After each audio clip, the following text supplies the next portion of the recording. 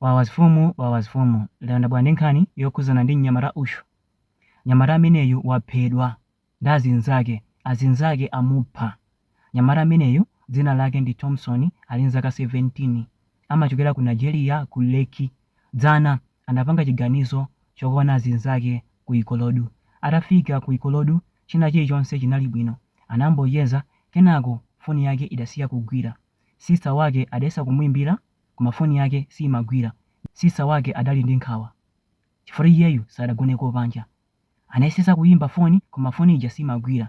Sista wake anali sodabwa chifukwa choti iyeyu akupita adatenga power bag ndipo foni yake idali full, ndipo iyeyu ndi munthu oti amakonda foni, samatha tsiku kukhala opanda foni. Ndiye sista wake uja anali odabwa kwambiri chochitika ndi chani. Zotsatira zake mawa lake adapita ku polisi. Adapita ku polisi adayamba kufotokoza kuti m'bale wanga wasowa, adapita ku Ikorodu koma mpaka napano sakubwera. Mosakhalitsa analandira message ali ku polisi kuja yakuti m'bale wako utampanga kidnap, ndipo mavidiyo zake ndi awa, tikumumenya pano. Ngati subwesa ndalama yokwana 150 million naira, m'bale wako ife timupha. Anaonesa polisi aja kuti ndalandira message yake ndi pompano, akuti m'bale wangayo ampanga kidnap. Apolisi aja anamuza mtsikana uja tabwesa foniyo, anapasira apolisi aja foni ija. Apolisi aja anayimba foni, anthu aja sanayankhe. Anthu aja anatumiza application ka app kuti apange download mu foni muja, azicheza kuzira ku application kameneko. Apolisi aja anapanga download, anayamba kucheza ndi akubacha uku akupanga track namba ija. Namba ija atayipanga track inaonesa zoti anthu aja ali ku Ikorodu. Apolisi aja anapita ku Ikorodu uku akucheza ndi anthu aja. Mosakhalitsa anagwira anyamata ake awiri. Anyamata ake ndi amenewo. Kenako adayamba kuwapanikiza ndi mafunso, tatuzeni nzanu ali kuti.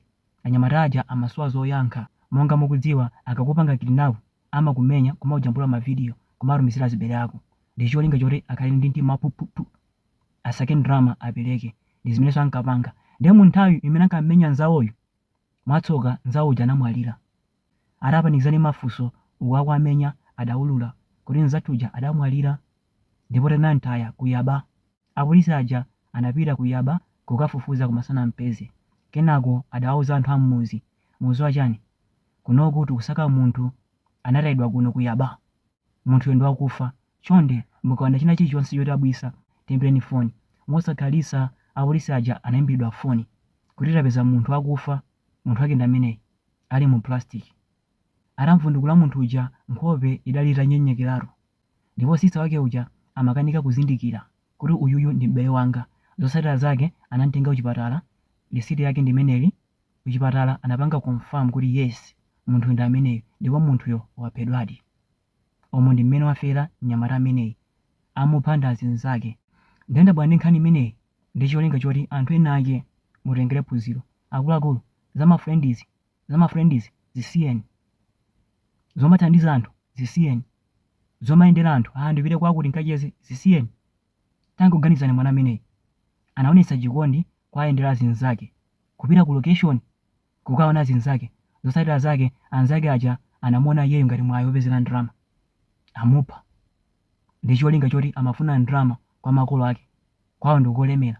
Tigwiritse ntchito mwana ameneyi posintha moyo wathu, ndi zimene anapanga. Akuluakulu mu mtima sitimalowana, ndipo zimene aganiza azinzako iwenso ungaziziwe. Nkandi timanena kuti sibwino kumapanga za ufrendi chifukwa chakuti ife sitimaziwa za mu mtima mwa wina.